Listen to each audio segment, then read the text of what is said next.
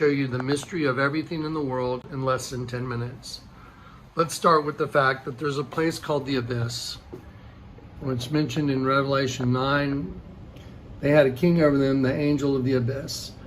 The abyss, the pit, where the worm never dies and the fire is never quenched. Now remember, the abyss has locusts. They have tails like scorpions.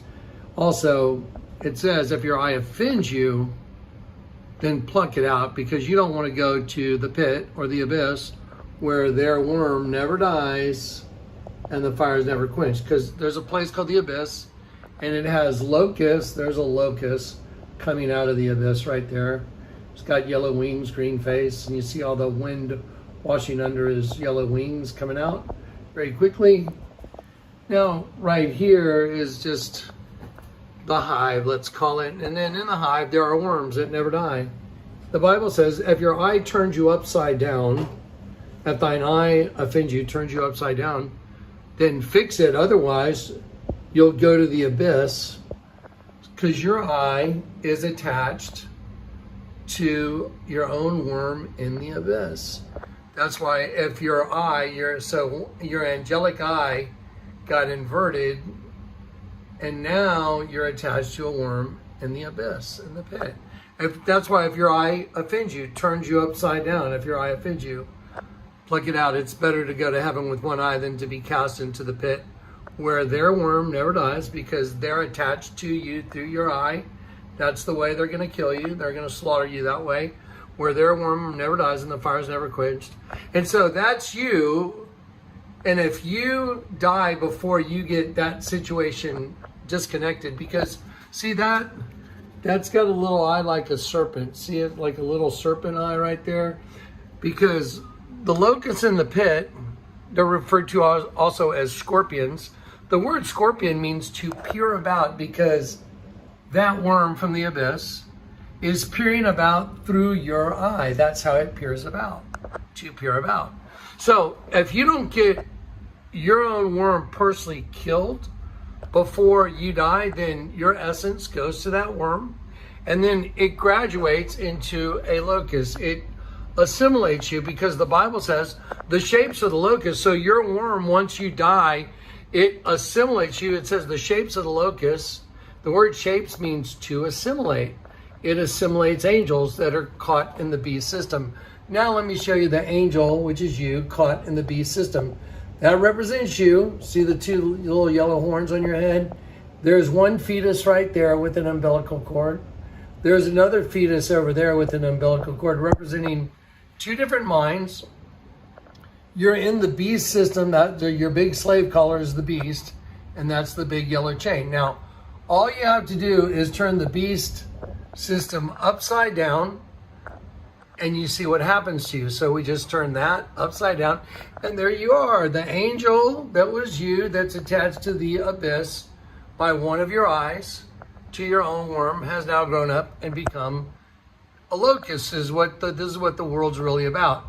Now, if you get rescued out of here, you're one of the most fortunate people that have ever lived, if you get rescued out of this situation. Now, let me show you something else. So here is the Vatican. There's a huge insect, and that insect is harvesting semen. It's harvesting light beings and angels that have been converted into semen. The Bible says, when thou passest through the waters, I will be with you. It means when you cross to the other side in copulation in the semen, I will be with you. Now you see the name Apollyon right there? I put Apollyon. Apollyon rising out of the pit is an insect race, which is the serpent race. That's why all of this, everything I'm showing you, takes place inside of the Vatican, which is a big serpent. So it shows what's going to happen to you just for being in the flesh. This is what happens to you. You're in their beast system, double-minded. Their goal is to invert you completely and convert you into a locust. That's why, what is man but a worm? In Job and in the Psalms as well, man is but a worm, because you really are a worm. You just didn't know you were a worm. You're really an insect before you're a human. Now, here is the most mind-boggling thing the Lord's ever let me work on or do. There is a huge insect. See it crawling up over the back of the altar. Look at the leg right here. There's a leg going up, and see the knee bending. There's the knee bending. There's the insect coming up over these long front legs. I'm going to zoom out. Now there you see the long front legs holding the penis in its grip. And then there's the other back leg. There's the bottom foot. There it is. Look at the bent, segmented leg. See the leg right there, bent, segmented, coming down to right there. There you go. There you go. And see the wings going back? There you go. Who could see this? These are the treasures of darkness, secret riches hidden in secret places. Isaiah 45. This is what the Lord showed me. This is what he showed me he wanted me to do. He told me, Jonathan, your time in probation from YouTube, I want you to put rhinestones on this whole thing. I was like, either I've lost my mind or you're telling me to do rhinestones. You know why? Because when you do rhinestones on the shadow of adumbration, look what happens. Look how 3D this thing has become. Look at what you're looking at.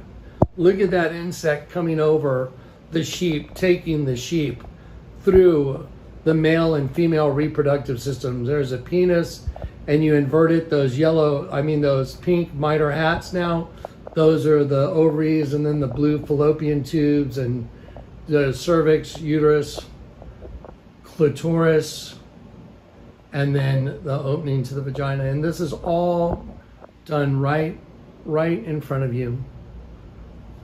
So, what's the truth? You're an angelic being. You come into their system. That's why I put the little red lights. They harvest those. And that window right there that you're looking at right there is that what's in the mouth of that bug right there. That's the window. And there's a giant bug harvesting angels right there. But look, when you get up close, there's another bug, one of the worker bees. There's the worker bee. See it with the eyes, with the eye right there and the eye right there, the mandibles right there, the segmented legs coming over, bending. Look at what it's doing. It's harvesting angelic beings that have crossed over to the other side in the semen. But you got to turn back to God, or this thing gets your soul forever. That's what it's after.